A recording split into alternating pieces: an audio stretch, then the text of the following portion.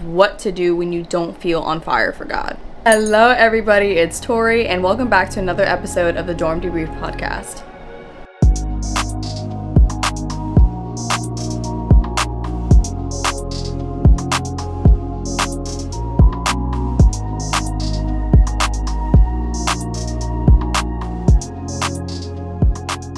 Alright y'all, so to start the video, completely off topic.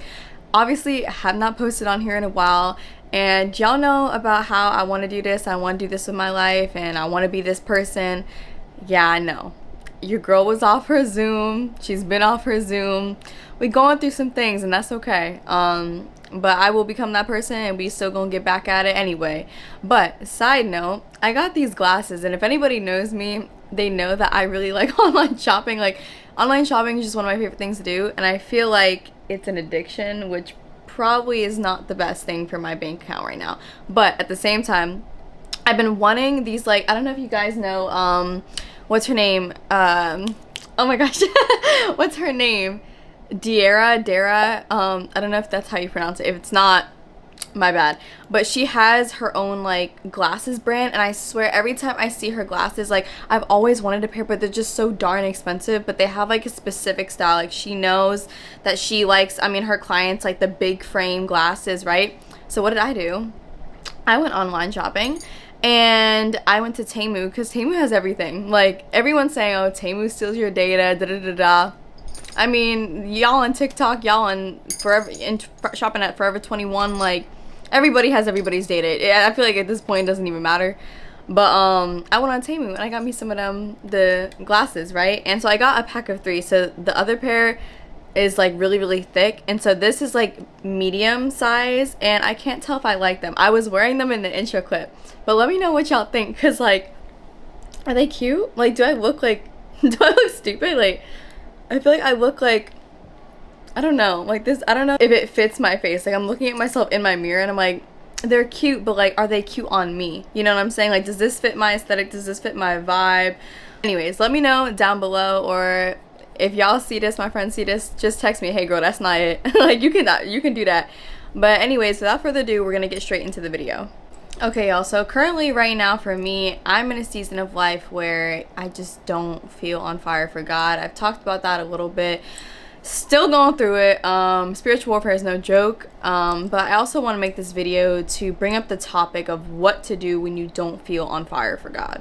Now, I also want to preface this by saying, like, this is not only just a video for people who feel like they've lost their spark, or quote unquote lost their spark, but also for people who just haven't had God in their heart for like the longest time. Like, they might be Christian, but they don't feel God in their heart. They've never had an encounter with God. They never felt the peace and the joy and the love of God like inside of them. They might go to church and they might pray, but still they don't feel anything. This video is also for you, because I was one of those people. I've been there, and it sucks, because you feel like you're doing everything that a Christian should do, or everything that you feel like you should do, but yet you just don't feel it in here, and you lack that vulnerability and that empathy and that feeling of like release from everything, that joy that God brings you. So I totally get it, and this video is also for you. But you know, before we get deep into what we're talking about today, I do want to preface it, because I did hear something recently that I don't know how to feel about, but I did want to mention it as a preface to my video and all of my videos to come, and everything else you see online especially, is that I saw this person say, I don't remember who it was on YouTube, because I do watch my YouTube reels a lot. I'm sorry, not reels, YouTube videos.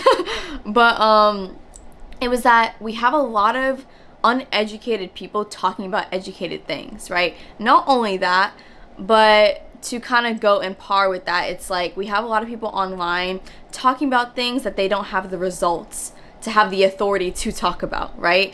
And I was like, dang, like, am I one of those people? And I have to sit back and think, like, you know, I don't want to ever go online and talk about something and say, oh, you need to do this, you need to do that, this is how you get there, but like, I'm not there myself, you know what I'm saying? And I feel like that's a big issue, and I never want to be one of those people. But on the contrary, I do think there's a beautiful thing about people sharing an experience with you and saying, hey, this is how I'm dealing with it, and this is how I plan to get out of it, right? And whether they go through that or not, whether they have the results for it or not, I do think that there is a beautiful thing in that.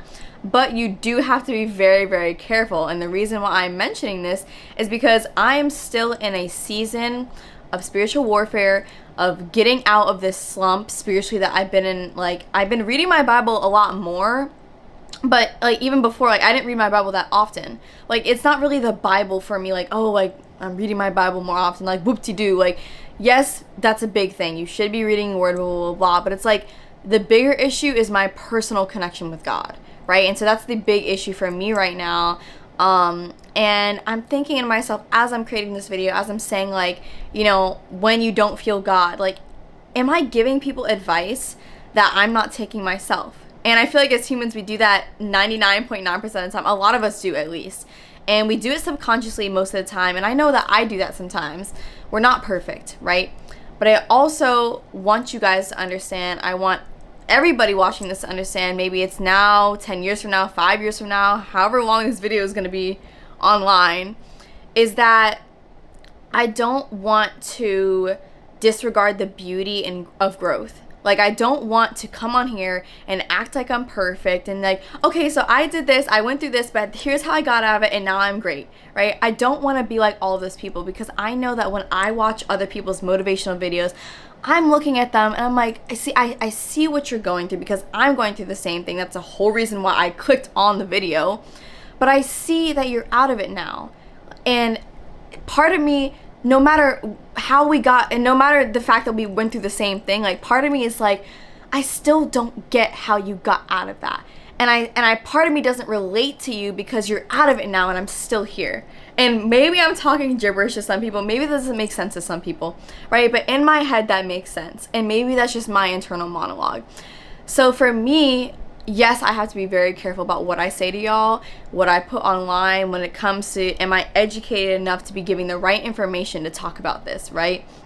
But it's also like, I want you guys to see the process of me. I want you guys to know that I'm a human being. I'm vulnerable. I have emotions. I'm not just somebody online and on a screen. I mean, yeah, I am, but like, I'm not, like, I'm a real person, right? Who goes through real experiences. And if you're going through the same thing I'm going through, then we can go through it together. Like, that's the whole point of me making this video. Right now, I'm sorry, I don't have the results to show y'all, hey, this is how I made it out and I'm good now. I don't. For other things, sure. For other topics, sure. But this specific topic about spiritual warfare, getting back on your feet, how, you know, how to feel God again, blah, blah, blah. I don't have the results to feel that. I really don't. But what I can do is tell y'all everything that I'm trying to do to get out of it, because I know it could help somebody else. Now, starting to get into the topic for today, I do want to start with one point, and I've been waiting for like the perfect moment to say this, and I feel like I'm going to say it over and over again in a lot of my videos, but that's good because I want it to be engraved in y'all's minds. And I was actually having a conversation with somebody else about this the other day, and I said this and they're like, yeah, I agree. And I was like, what?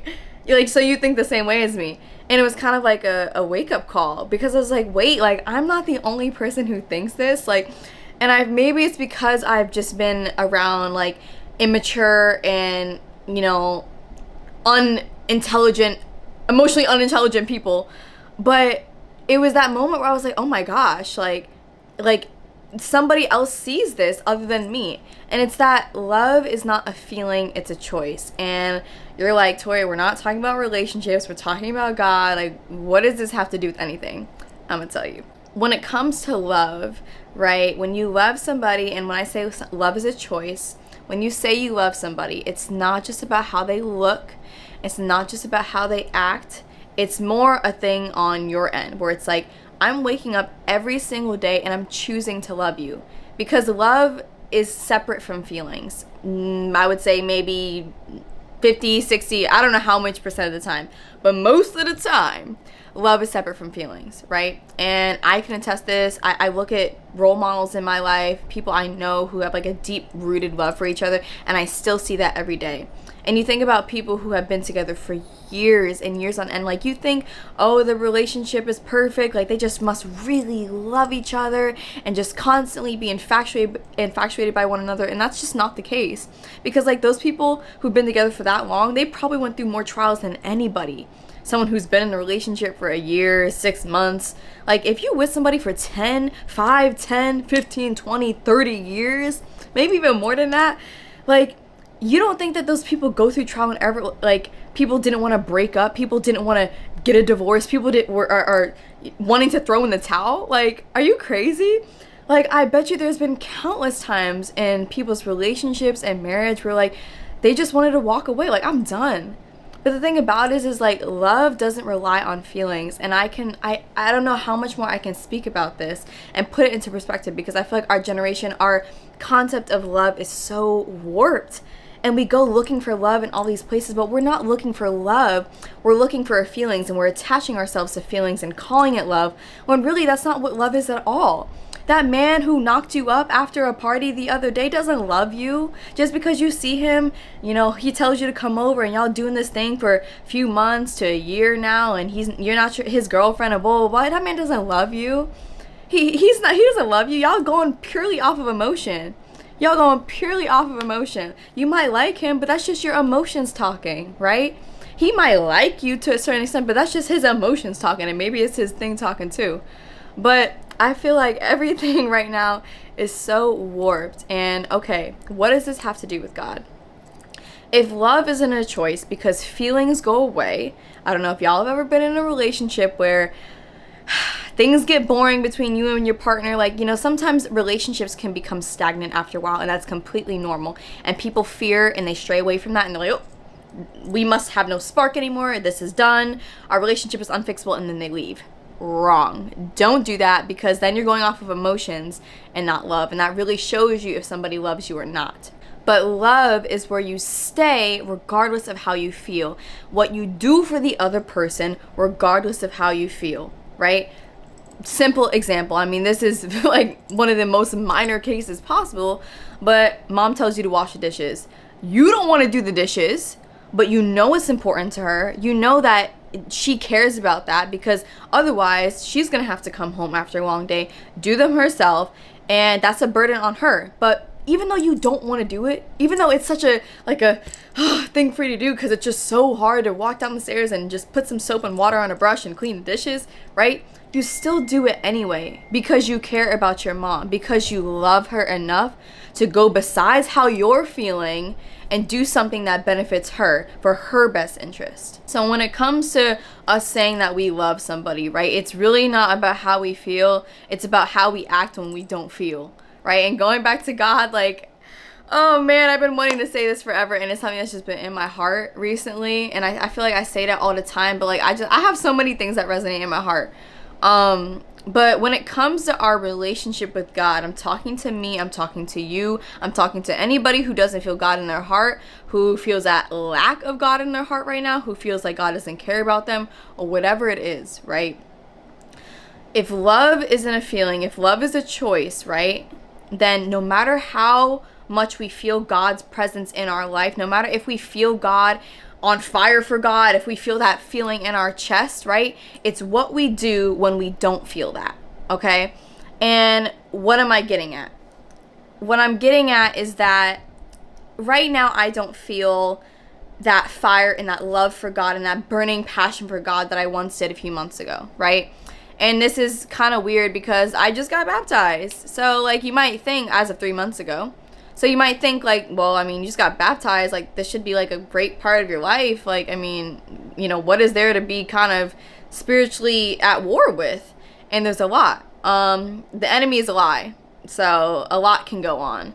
But I do want to say that in my experience, in my spiritual warfare, I came to a point where I was like, is this how I'm going to feel forever?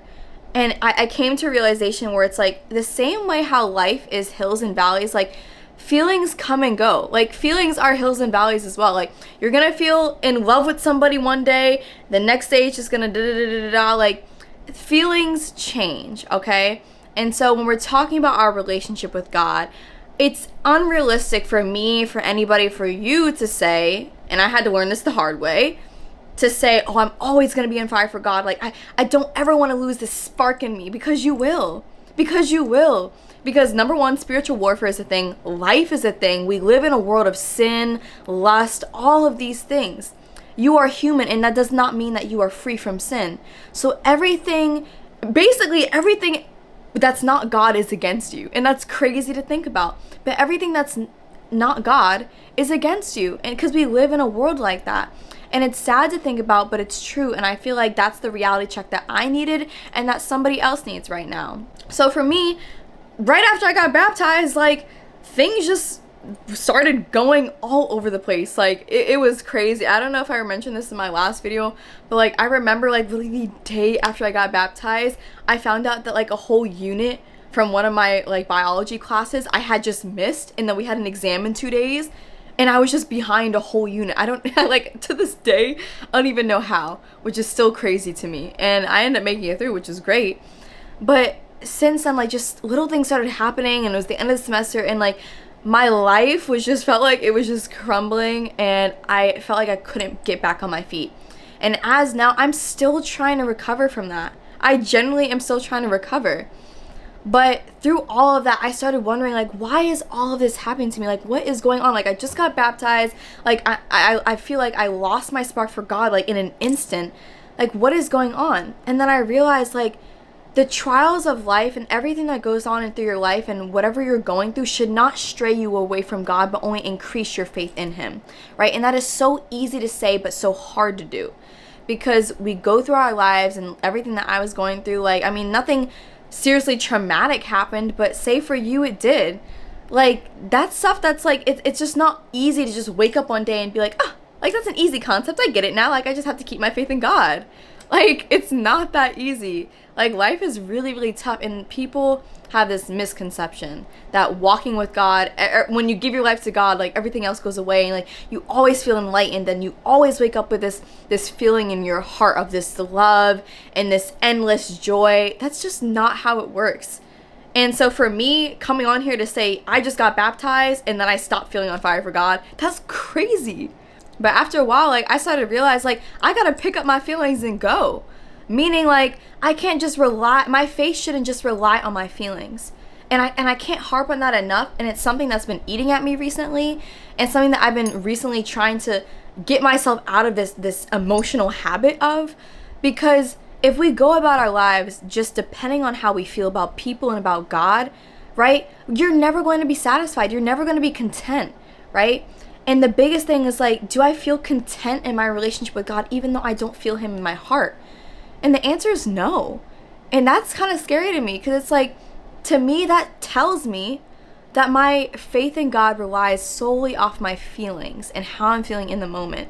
And even in relationships today, if you go, if you're in a relationship with somebody and you treat them just based off how you feel about them in the moment, that's not love. That's not love. That can be infatuation. That can be just anything regarding how your feelings feel in the moment. A lot of times it is infatuation, but that's not love. And God calls us to love Him, not to go off of how we're feeling. Oh, today I feel on fire for God, so praise God. And that's the whole thing about going to church on Sunday. You might go to church on Sunday and then Monday go and sin. Even 2 hours after church, you might go and sin. And that's the problem, is that a lot of us don't have God in our heart. And because we feel like we don't have God in our heart, we think that, you know, our faith in God is solely based off of feelings. Wow, I'm talking about a lot. But solely based off of feelings, and that's just not the case. And I think one of the biggest things that we have to also realize in our journeys with God individually, I mean, it's great to have a community, but honestly, like, there are some times where you gotta go through things with God by yourself. Like, it has to be tunnel vision, you and God. Excuse me. But you know, I think a lot of the times we often forget what it's like to go to God about things. We're like, God, you know, I don't feel you. And then we stop praying. Then we stop going to church.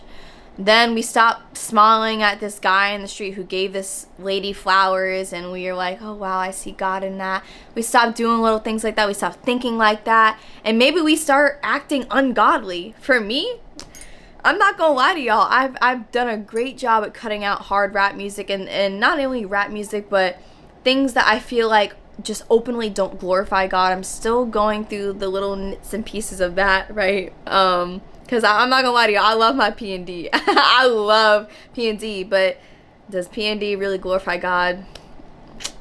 No, it doesn't, right? I'm still going through that. But when it comes to like the things that I know were openly causing me to sin, and it was so loud and in my face, like hard rap, I would listen to it all the time when I was driving, and I would drive crazy, right? That was something that was influencing me. And so ever since cutting it out, like, I've realized an immediate change. But I'm not gonna lie to y'all, I fell back into it. I have. I fell back into the sin of listening to hard rap music and letting that influence how I treat people and how I go about my daily life. And when I say sin of hard rap music, I don't mean that hard rap music is a sin. I mean that sin can flow from it, right? And so I'm thinking to myself, what is going on? There has to be something that I'm not seeing. There has to be something that I'm not doing. Because if we're saying love is a choice, then what am I choosing? If I'm not choosing God, then what am I choosing? So when I stopped reading my Bible, when I stopped praying, the thing for me was prayer, y'all. Recently, I've been finding it so hard to pray. Like, I don't know, it's just something in me that's like, oh, like, it's hard to get on my knees or just sit in my bed and just bow my head and just have a moment with God. And it's so sad, but it's true. That's the truth sometimes. And it's the reality for me, for maybe somebody else on the screen, or for somebody you know, right? So I'm thinking to myself, if it's hard for me to do these things, if I'm no longer doing these things like praying, fasting, all of these things, then what am I choosing to do instead of that, right? And those things oftentimes are the things that are leading us further away from God. And we have to understand that if we're trying to live our life for God, then we have to put our emotions down sometimes. Sometimes we got to shut them out. Sometimes we got to be like, yo, I'm not listening to you right now, because I got to think logically here. If I want to get to the kingdom of heaven, right, my flesh is going to deny me every single time. I know that.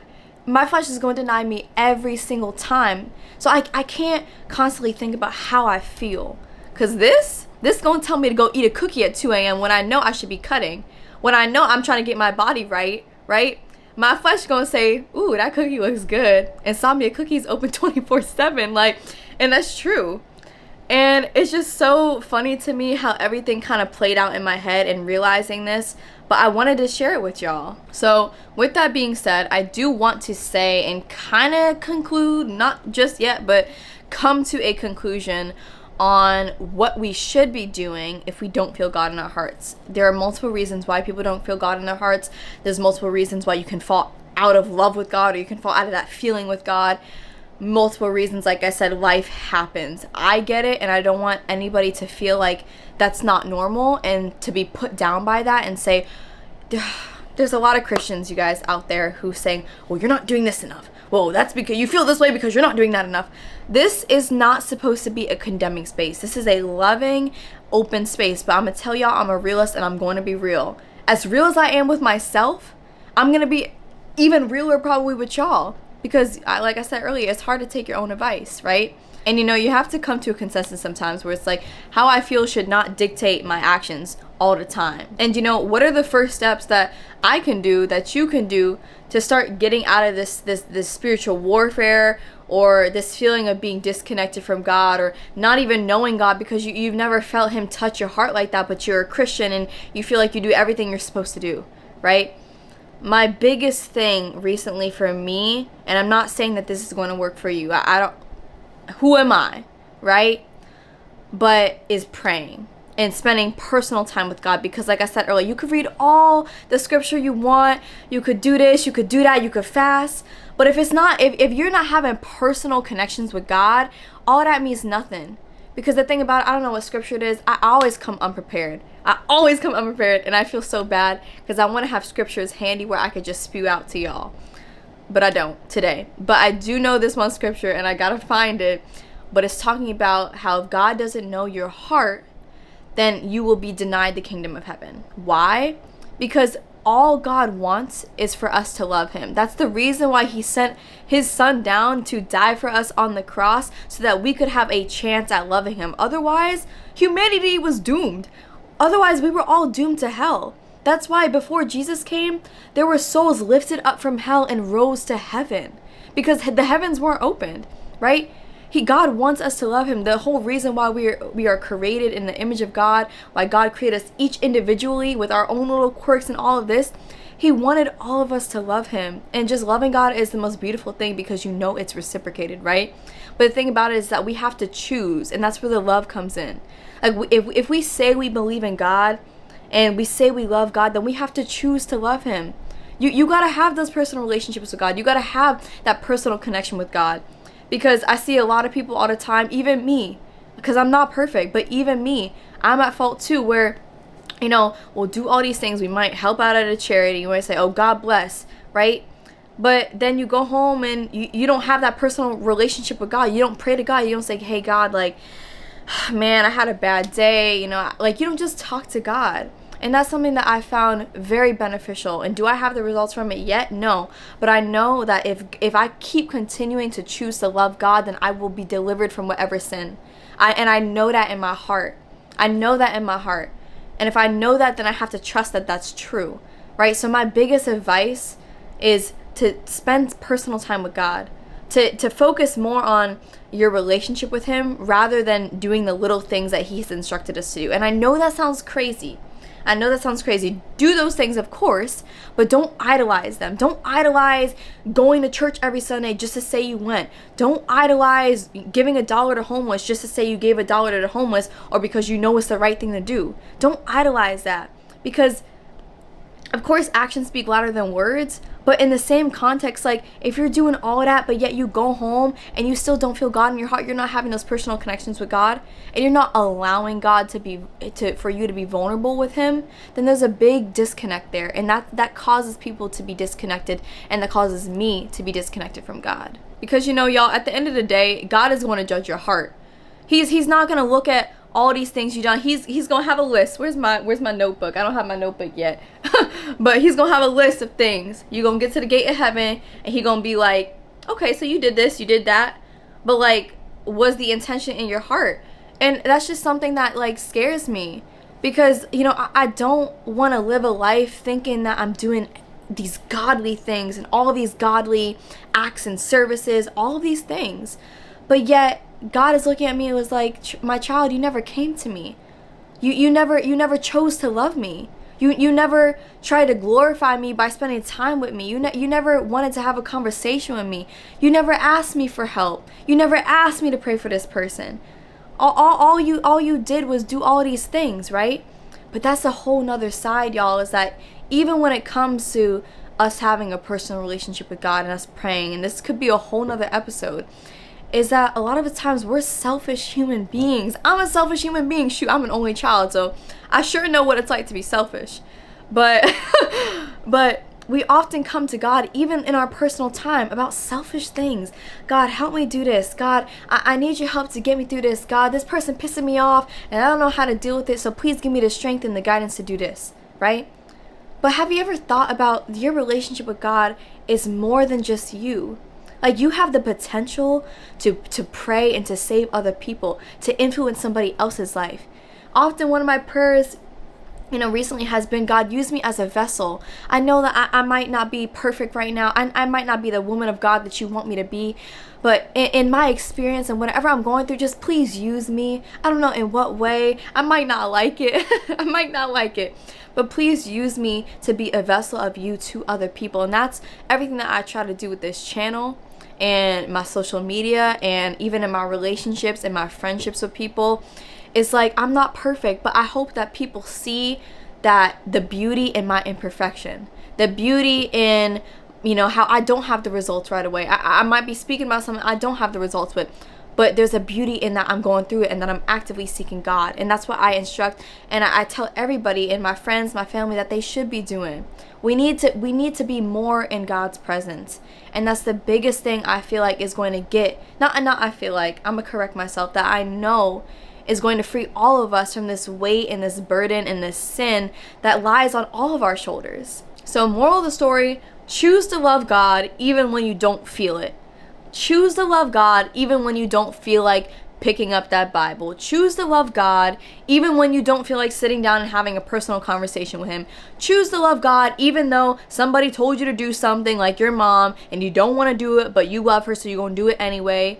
Choose to glorify God in every single thing you do, But not only choose to glorify God in every single thing that you do, but choose to glorify Him in your relationship with Him. Don't be the person who runs to God just when they got an issue, but when things are good, God doesn't hear from them. Don't be that person, because I was that person, and in some ways I still am. And I know you are too. We're all not perfect, right?